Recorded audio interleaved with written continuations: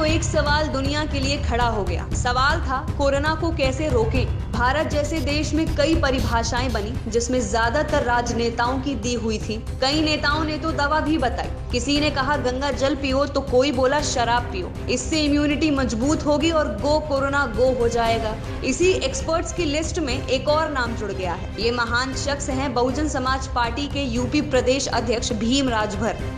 नेताजी राजभर जाति की राजनीति करते हैं। फिर क्या था, नेताजी बलिया पहुंचे और राजभर समाज की यश गाथा गाने लगे, जिसमें वह यह साबित कर रहे थे कि गंगा जल से ज्यादा ताकतवर ताड़ी है। राजभर समाज जान पर खेल कर ताड़ी निकालता है, खुद पीता है और अपने बीवी बच्चों को भी पिलाता है, जिसके कारण कोरोना राजभर समाज से दूर भागता है। इस यश गाथा को अपने कानों से सुन लीजिए।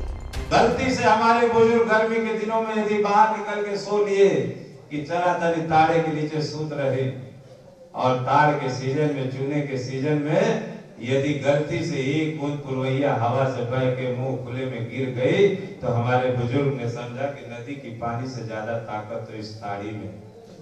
तो वो घैली लेके आकाश और धरती के बीच अपनी जिंदगी को दांव पे लगा के मौत और जिंदगी से लड़ता हुआ ताड़ी निकाल के अपने पीने और अपने बच्चों को पिला के जिलाने का काम किया।